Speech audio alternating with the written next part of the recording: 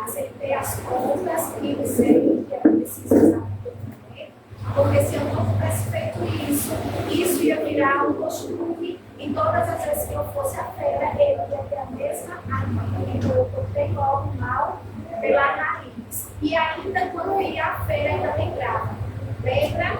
Só vou levar para isso e isso. Se você chorar, se você comprar outra coisa, além que eu posso comprar, você já sabe que quando chegar em casa, a gente vai sair das compras. Foi o seu presente. Nunca mais. Até hoje, dos meus filhos, graças a Deus, até hoje. Se eu tiver presente para dar meu aniversário, feliz. Se eu não tiver, é como se eu tivesse. Se eu puder dar uma coisa que eles querem, feliz. Se eu não puder, continua do mesmo jeito. Se você não usar a vara com seu filho exatamente quando é necessário para o disciplinar, você vai passar vergonha. Você vai passar vergonha. Sabe por quê? Porque o Estado não está todos os dias na sua casa para estar assistir você que você deve fazer. É lógico que o Estado deve intervir no caso desse espancamento, tem crianças que sofrem, que são espancadas, que sofrem agressões em casa. Então, nesse caso, é necessário que o Estado intervenha, mas a disciplina com a vara deve ser utilizada sim, porque nós não devemos entregar os nossos filhos a eles mesmos e deixar que eles se eduquem por si próprios, porque você vai passar vergonha. Então, a primeira coisa que causa a ira dos nossos filhos é a falta de educação. A segunda coisa é o exagero na educação. Olha só, enquanto que você precisa ter falta em um, exagera no outro, ou seja, nós aprendemos o que precisamos ter equilíbrio. Nem demais aqui, nem demasiadamente aqui. Manter o equilíbrio de todas as coisas. Então, Provérbios capítulo 19, no verso 18, ele fala sobre o exagero da educação. Olha só, 19, verso 18. Olha o que ele diz. Corrija o seu filho enquanto há esperança, mas não se exceda a ponto de quê? De matá-lo. Se você ler o livro Orientação da Criança, que a Ellen White, ela traz lá um textozinho que ela diz assim: quando você for bater no seu filho, nunca bata quando você estiver com raiva. Nunca bata no seu filho quando você estiver com raiva. Porque a nossa tendência humana é o exagero. Então, quando nós estamos estressados, estamos com raiva, é extravasar na ira, e a primeira coisa que você pegar, coitado, pelo amor de Deus, porque vai levar o que não merece.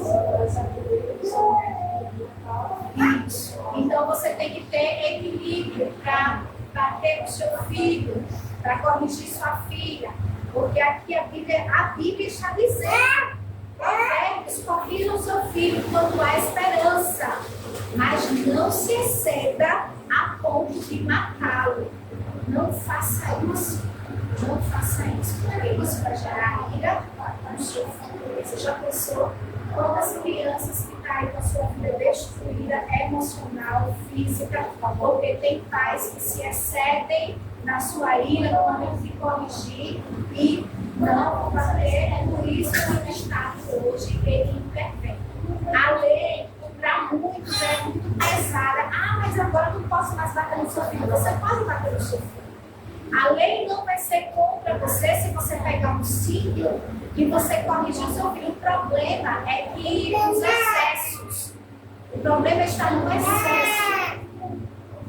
O excesso que é prejudicial e a própria Bíblia ela está nos mostrando. Então, a educação envolve dois aspectos. A instrução formativa, né, que ensina a criança no caminho em que deve andar e ainda quando for velho, não se desviará dele. Você está instruindo, você está formando o seu filho um cidadão daquele dos céus. E a disciplina correta Provérbios 13:24, que diz: o que retém a vara aborrece a seu filho, mas o que ama cedo o disciplina. Você entende? A Bíblia, ela fala que quando eu retenho a vara, eu vou estar aborrecendo o meu filho. Você sabe quantos tem uma história no livro Como Formar Filhos Vencedores? A doutora Nancy Van Pelt, ela traz no primeiro capítulo uma introdução falando da experiência de uma filha. A mãe ensinou para ela várias coisas dessa vida, erradas. E essa menina, ela chegou numa fase da sua vida que ela acabou de uma doença, eu não lembro bem, e ela ficou à beira da morte. E ela falou para a mãe dela, ela disse: mamãe, você me ensinou como fumar um cigarro, você me ensinou a fazer isso, me ensinou a fazer isso, mas você não me ensinou como eu deveria passar por esse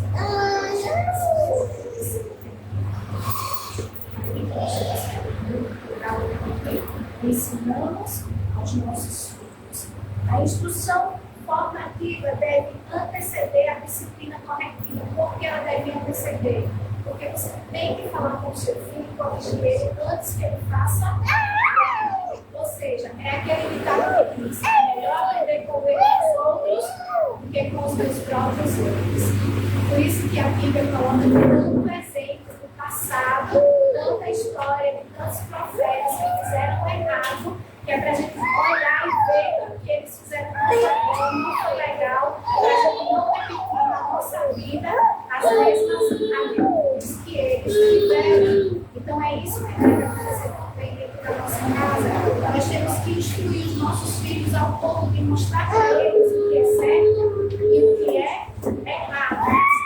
Você já teve algum problema em o seu filho chegar em casa e perguntar para você sobre sexo? Ou sua filha ou seu filho lhe perguntou como foi que ele nasceu e você disse que foi uma cegonha que trouxe a criança? Ou você deu um nome bonitinho para as partes íntimas dos seus filhos e você não explicou para ele o exato nome correto que era? Eu vou dizer para você, se você tem feito isso, pare de fazer. Ensine o que é correto, porque se você não ensinar em casa, o seu filho vai aprender lá na rua. E lá na rua, ele vai aprender totalmente errado, diferente daquilo que você vai ensinar. E quando você ensina em casa que ele vai buscar na rua, quando ele chegar, ele vai sentar com você e vai dizer o que foi que ele fez na rua, mas ele sabe que aquilo dali não tem nada a ver com o que você explicou para ele. Você entende? Eu aprendi uma coisa com a doutora Rosana Alves. Ela disse que quando você vai educar o seu filho me fazer perguntas do tipo: como foi que eu nasci? Aí você olha para o seu filho e você pergunta: como você acha que você nasceu? Porque ele já sabe a resposta. Ele só quer que você confie no que ele já sabe. Então ele vai dizer, e ela conta a experiência da filha dela. Ela disse que a filha dela perguntou para ela e ela respondeu: e como você acha que você nasceu? Ela disse: não precisa dizer, eu já sei. O papai levou você lá no hospital e tirou da sua barriga.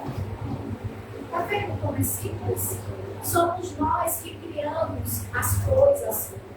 Eu converso com os meus filhos normalmente sobre sexo, sobre tudo, qualquer assunto que você puder imaginar na sua mente. Eu sempre converso com os meus filhos e não me sinto constrangida de forma nenhuma de falar sobre essas coisas com eles. Porque eu aprendi dentro da igreja, lendo os livros da igreja, que eu é que tenho que ensinar isso para eles. Porque se eu não ensino, o mundo ensina. E o mundo ensina de forma errada, porque o mundo ensina que o sexo é uma coisa casual.